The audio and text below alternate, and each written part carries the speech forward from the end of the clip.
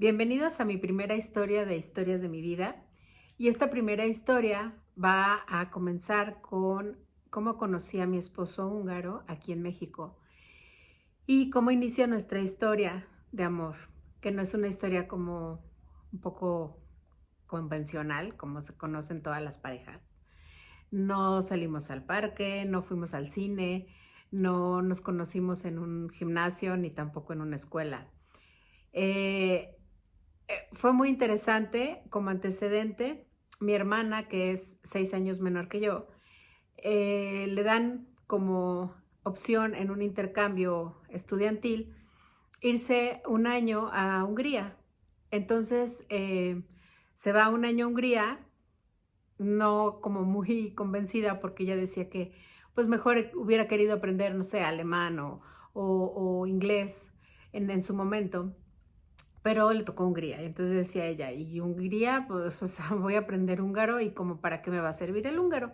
Total, ella se va a Hungría este año estudiantil, aquí nos llega un estudiante de Hungría, bueno, teníamos 2 chicos, primero una muchacha y luego un chavo, y, pues, ese fue el primer contacto que tuvimos con Hungría, porque realmente como que era un país que ni siquiera, la verdad, sabía que existía, o sea, lo había oído cuando estudié geografía, pero nada más, no sabía ni qué hablaban ni qué comían. Entonces, este chavo húngaro que vivió como un hermano aquí en mi casa, empecé a conocer un poco de su cultura y demás, y regresa mi hermana de este intercambio estudiantil, y a los poquitos, yo creo que al mes y medio más o menos, nos hablan que hay un muchacho en el hospital regional que tuvo un accidente y que pues no se puede comunicar porque nadie habla su idioma. Y en ese momento, una de mis tías, que era, hablaba alemán, pues fue, porque el director del hospital era como era su amiga, su amigo, y, y entonces van y ven que no es alemán, es húngaro, ¿no? Y pues curiosamente dicen, bueno, tengo una sobrina que justamente acaba de regresar de Hungría, entonces pues vamos a llamarle pues para que nos apoye un poco con la traducción y demás. En ese momento mi hermana, pues, ha de haber tenido 18 años, sí, 18, y decía: "Pues, acompáñame", porque yo como que me da como cosita y, pues, un hospital y no sé qué me voy a encontrar, y mejor vamos las 2. Dije: "Bueno, vamos". Entonces llegamos al hospital, vimos a un chavo en la cama con un collarín y, mi hermana empieza a hablar con él en húngaro, y a él se le iluminaron los ojotes azules que tenía, y empezó como a decir: "Híjole, o sea, qué suerte, ¿no? Que en este lugar del mundo haya alguien que hable húngaro y que me entienda". Bueno, ese fue mi primer acercamiento con él. Él se llamaba Chava, no Salvador, porque todo el mundo, ¿es Chava? ¿Es Salvador? No, no es Salvador, Chava. Ese es un nombre húngaro. Y, ustedes saben que en todas las instituciones públicas necesitas un pase para poder entrar al hospital. Si eres un familiar o si eres un amigo, necesitas un pase y se lo van pasando para que por turnos vayan visitando al enfermo. Entonces, acá lo que hicimos, pues el director que en ese momento estaba en el hospital, que se llama David, fuimos nos dio un pase directo, o sea, no necesitábamos ir a cierta hora o determinado día o así, porque pues la verdad, mi hermana estaba estudiando, yo estaba trabajando y pues no teníamos como el tiempo de visitas como muy establecido. Entonces era la hora que podíamos íbamos. Y empezamos la verdad, a hacer como una relación muy interesante, no con nada más con él, sino con todos los que estaban en ese momento en su piso, donde él estaba en ortopedia, creo, me parece. Si no mal recuerdo, estaba en ortopedia.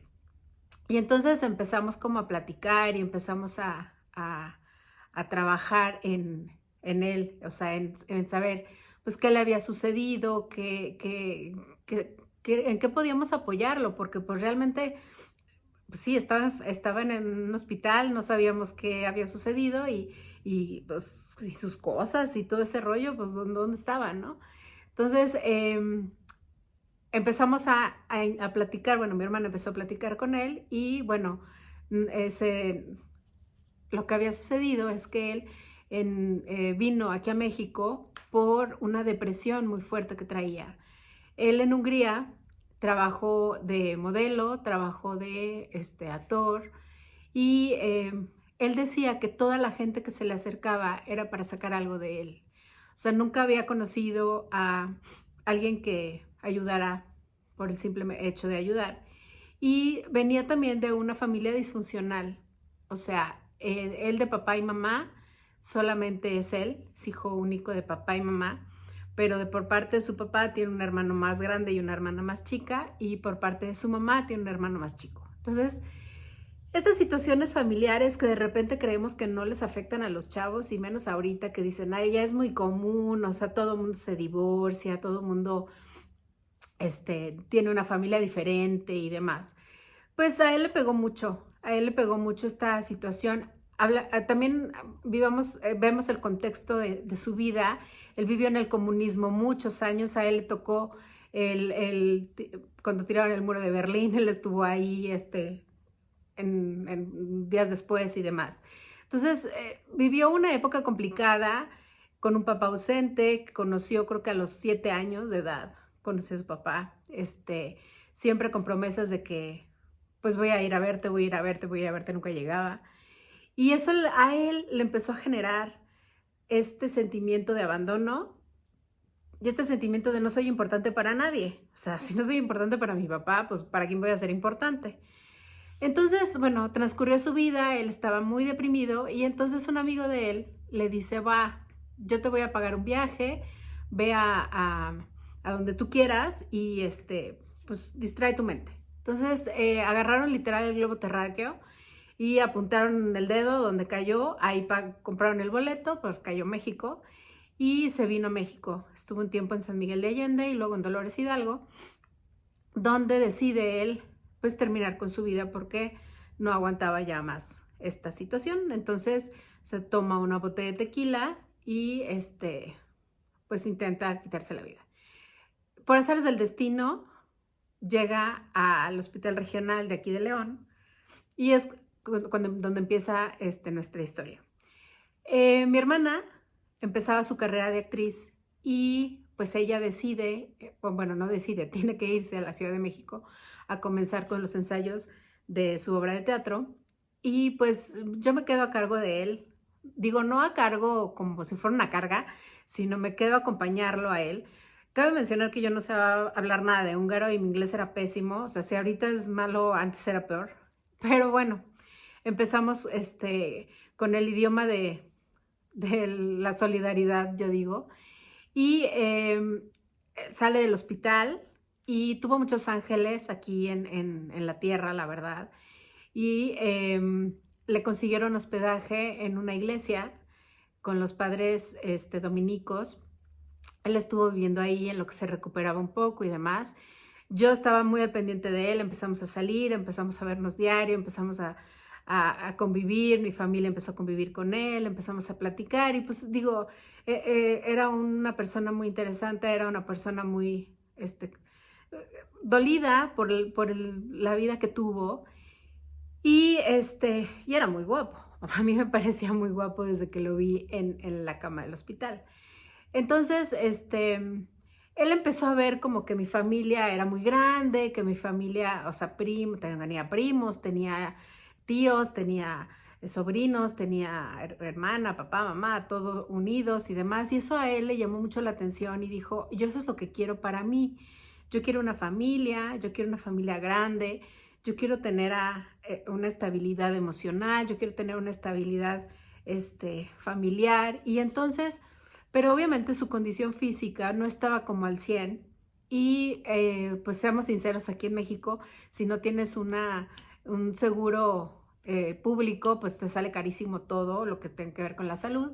Y entonces, pues deciden, lo mandan a México, este ángel, gran ángel, que luego se convirtió como en su hermano, y él le consigue, que era el director del hospital, un lugar en el hospital de nutrición en la ciudad, en el INER, en la Ciudad de México, donde le hacen una traqueostomía para que él pudiera respirar, porque durante su estancia aquí en León, que fue alrededor de 2 meses más o menos, íbamos y veníamos al hospital porque se le acababa el aire, no podía respirar y demás. Entonces, había esa necesidad de hacerle una traqueostomía y entonces se le hicieron ahí en México, en el INER. Yo voy después de su operación, voy a que salga del hospital y pues lo más conveniente era que pues irse a su país, ¿no? A recuperar. Ellos tienen allá un sistema de salud igual que aquí en el Seguro Social, donde pues su sistema médico pues le salía gratis. Entonces, bueno, pagando ellos con sus impuestos, pues les salía gratis, ¿no? Entonces, decidimos que se va a, a Hungría.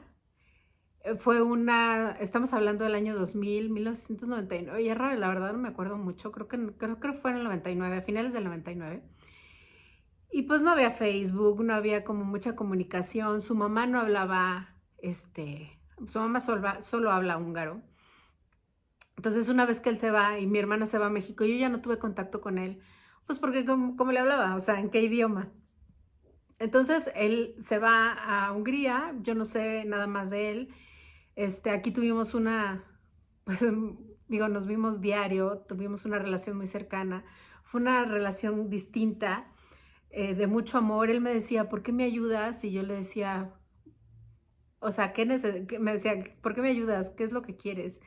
Y yo, nada, que estés bien, o sea, ¿qué voy a querer? O sea, yo ni pedí venir aquí, o sea, yo estaba en mi casa bien a gusto y tú eres el que hiciste todo esto, ¿no? O sea, ahí yo es lo que digo es que el destino existe y que las almas se encuentran y que por azares del destino, desde tan lejos tuvimos que coincidir.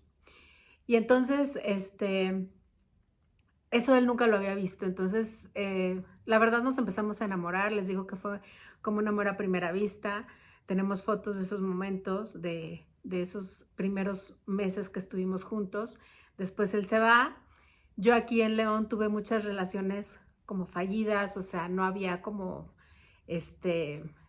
alguien que realmente se interesara en mí. Ahí hay otro tema importante porque yo siempre tuve problemas de sobrepeso, y entonces la gente decía, "Ay, eres bien linda, eres súper buena persona, y los hombres que conocía es que tú te mereces algo mejor y yo no eres tú, soy yo, y ya saben, ¿no? Toda la historia típica. Y entonces a mí me costó mucho trabajo tener como una relación formal con un hombre, ¿no? Pues porque no era el estereotipo de mujer, que en ese momento predominaba, que era alta, esbelta y demás, ¿no? O sea, yo no era ese prototipo. Como les dije los videos de TikTok, yo mido 1,50, 1,52. Y entonces, pues fue complicado. Tuve varias relaciones, todas fallidas, todas, e incluso creo yo que buscando literal lo que fuera. Y y bueno, cuando terminé la última relación, estaba yo muy, muy enojada con Dios y le dije, lo único que quiero es ser feliz, lo único que quiero es a una persona que me haga feliz, con el que pueda formar una familia, que sea mi alma gemela o mi media naranja o lo que sea, pero que me entienda, que me ame y que seamos felices. Entonces es lo único que quiero, no te estoy pidiendo nada más. Y entonces no les miento, yo creo que en máximo una semana recibo una invitación de Facebook de una persona que se llamaba Chava. Creo que un año antes ya había recibido yo un mail de él donde él me decía, me empezaron a llegar postales de Sudáfrica, porque él se dedicó, después de que se recupera, él se dedicó a ayudar a la gente, porque eso no lo conocía él. Entonces, él se inscribe en una asociación en Londres, donde fueron a ayudar a Sudáfrica a las campañas de SIDA. o sea, para que en África hay mucho SIDA, entonces se fue a Sudáfrica a trabajar con la gente, a hablar con ellos, a que tuvieran prevención, a que se cuidaran, llevar ropa, llevar zapatos, a ayudar a la gente, ¿no? O sea, eso lo sacó de aquí. Y entonces me llegaban postales de él, pienso en ti, sigo aquí presente y demás, un año antes. Y entonces se fue a Indonesia, luego se fue a Bali, estuvo como en esta búsqueda de paz interior, empezó a meditar, empezó a tener como estas tendencias espirituales que no tenía y que no conocía. Su papá trabajó mucho el método Silva. Ya después se reencuentra con su papá y entonces empiezan a trabajar este tema de las meditaciones. Eh, bueno, el chiste es que en esa semana, después de que yo me enojo con Dios y le digo, ya, o sea, suéltame, entonces me habla y lo primero que me pregunta después de 10 años de no saber nada de él, bueno, 9, porque empecé a saber de él por correo, es, yo siempre pensé en ti, siempre estuviste en mi mente y ¿te quieres casar conmigo? Y, o sea, mi respuesta fue, claro que no. O sea, no te conozco ya, hace 10 años que no sé nada de ti. Voy a hacer un paréntesis porque yo siempre tuve una foto de él en mi recámara. Una foto de él donde nos estamos despidiendo en el aeropuerto, donde él me está dando un beso en la boca. Y la gente que no lo conoció, que no conoció su historia, amigos que se sumaron a mi vida después de este episodio, veían la foto y decían, ¿y ese quién es? Y yo, ese es el futuro padre de mis hijos. O sea, yo decretando que, o sea, yo quería toda la vida, dije, yo me quiero casar con un hombre alto, güero y de ojos azules. Siempre lo dije y era el futuro padre de mis hijos, ¿no? Entonces, en ese momento, cuando él me pide que me case con él, pues le dije, pues no, porque no te conozco, no sé qué es de tu vida. O sea, sí estuvimos juntos 2 meses aquí en León, pero pues, o sea, ¿hace cuánto tiempo? Necesitamos como volver a conocernos y volver o sea, a mí me importas y yo siempre estuve pensando en ti, pero pues tenemos mucho tiempo que no sabemos nada de uno del otro. Y me dijo, bueno, ¿tú estás con alguien? Y le dije, no, no estoy con nadie. Dice, yo tampoco, entonces vamos a intentarlo. Dice, de todas formas, yo voy a ir el año que entra, quieras o no quieras verme, voy a ir a visitarte. Entonces, terminamos esa llamada, vengo con mi mamá y le platico y me dice, nadie te dice eso, o sea, mi mamá tenía esta idea de, si los que tienes cerca no los conoces, pues, o sea, es como una ruleta rusa, ¿no? O sea, nunca acabas de conocer a las personas, date la oportunidad, es una historia diferente. Cabe mencionar que yo dejé de salir porque yo decía, no conozco a nadie. O sea, mi mamá decía, sal, nadie va a venir a tu casa a tocarte la puerta a decirte, ¿te quieres casar conmigo? O sea, tienes que conocer a la gente. Y pues no salí de mi casa y pues sí conocí a alguien y con ese me casé. Entonces, las historias no son como siempre las vemos en las películas, ¿no? Bueno, entonces empezamos pues a tener llamadas, videollamadas, pero en ese momento por Skype. Y también teníamos la barrera, uno del idioma, él empezó a estudiar inglés, yo también. Entonces hablábamos un poco en inglés, y empezamos a tener llamadas en horarios medio extraños, porque pues cabe mencionar que en Europa son 7 horas de diferencia, entonces yo trabajaba, no coincidíamos, pero nos hacíamos nuestros tiempos para poder hablar diario. Diario nos podíamos, bueno, yo me desvelaba porque pues él a esa hora era de mañana ya y entonces podíamos platicar. Empezamos como a platicar y a volver a hurgar en nuestras almas y en nuestros intereses y en nuestros momentos. Y finalmente decidí que sí me quería casar con él, que era la persona que yo amaba desde hacía mucho tiempo, que fue un amor como fue un chispazo, fue un amor distinto.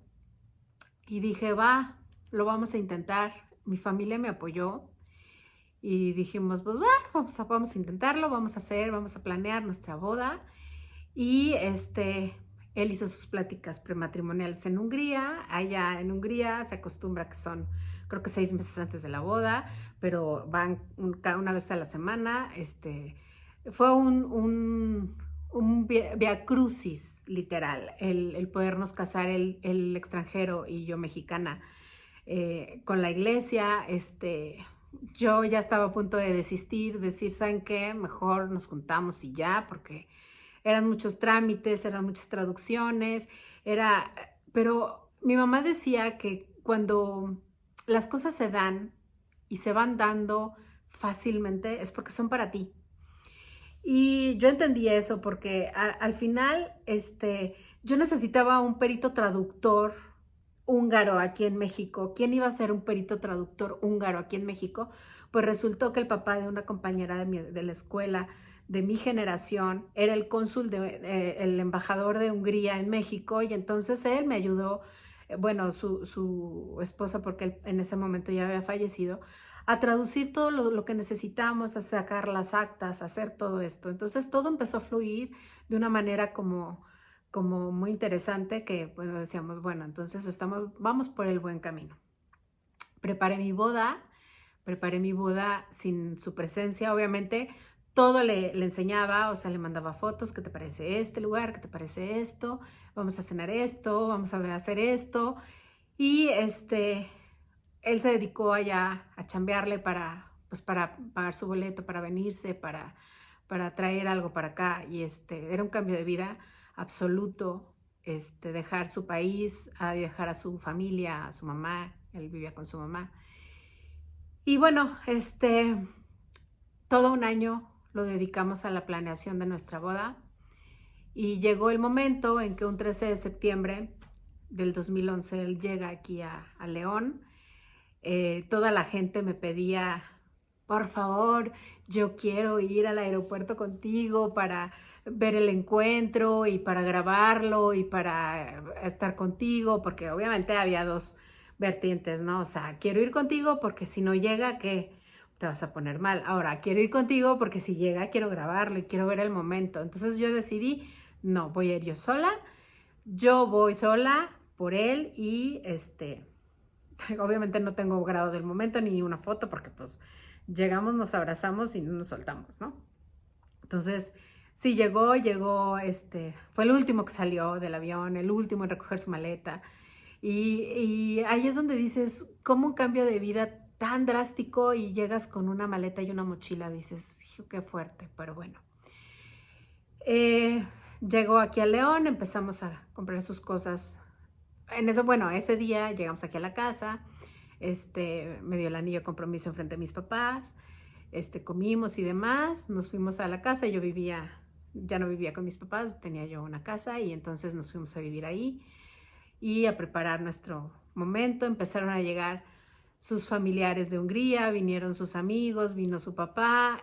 Nos casamos por la iglesia, por el civil, el 7 de octubre, y nos casamos por la iglesia el 22, y nos fuimos nosotros le decíamos Fanny Moon, porque nos fuimos a Cancún y nos tocó un huracán. Entonces el huracán venía atrás de nosotros como en señal de todo lo que van a vivir, ¿no?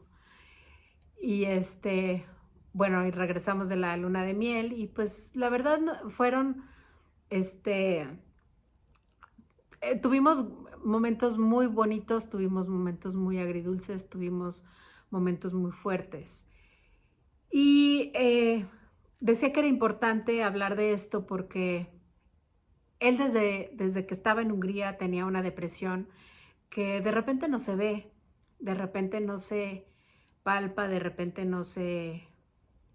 Dices, así es su carácter, o así es así porque cambio de país y no tiene a nadie. Y yo entiendo que sea solitario, y yo entiendo que se enoje y no tenga con quién ir a explicar qué le pasa. O sea, entonces empezó a beber mucho. Al principio bebía mucho, mucho, mucho. Y eso a mí me molestaba muchísimo, y entonces empezamos a chocar mucho, tuvimos problemas y broncas muy fuertes. Pero bueno, finalmente, las cosas se empezaron a acomodar, él empezó a trabajar, él era terapeuta masajista y empezamos a buscar un bebé, empezamos a, a ver que no quedábamos embarazados y no quedábamos embarazados y no nos estábamos cuidando con nada. Y entonces yo siempre tuve como estos problemas hormonales, de que hoy sí me baja, mañana quién sabe y así. Entonces buscamos un doctor que fue un ángel también para nosotros. Económicamente no nos iba nada bien, o sea, yo trabajaba yo creo que el primer año no, entonces yo sostenía la casa, todo el tiempo, estábamos juntos todo el tiempo 24/7 casi, o sea, entonces sí era complicada ya el, para él, o sea, solamente me tenía a mí y yo tenía que resolver y yo tenía que hacer, porque pues era mi país, era mi idioma, era mi ciudad y demás. Después él empezó como ya a estudiar español en línea, porque de cierta forma pues yo pasaba 8 horas o incluso más en el trabajo y pues él estaba en casa solo, ¿no? Entonces, él empieza a trabajar, a dar sus terapias en algunos clubes deportivos, a los deportistas, a los que juegan tenis y demás, y gente que realmente disfrutaba de ir con Chava a su masaje porque era un masaje, ellos lo llamaban espiritual y de otro nivel, trabajaba con el Reiki, con mucha energía, era muy bueno lo que hacía. Entonces, pero eh, de repente tenía como explosiones de ira, se enojaba muchísimo, empecé a ver que el orden era algo sumamente importante para él, o sea, si yo dejaba un vaso aquí y lo veía, decía, es que este vaso no va aquí, o sea, ¿cómo? La limpieza era un tema, o sea, era un tema. Todo tenía que estar súper limpio, todo tenía que estar súper ordenado. Y bueno, yo dije, bueno, es parte de su personalidad. Y es ahí donde nosotros tenemos que empezar a ver las señales de una depresión y de un trastorno mental, como es el TOC, en un trastorno obsesivo compulsivo, que todo tiene solución si se trata a tiempo. Pero pues nosotros no lo tratamos a tiempo porque no lo sabíamos y no lo conocíamos. Entonces, esa es la historia de cómo conocí yo a Chava.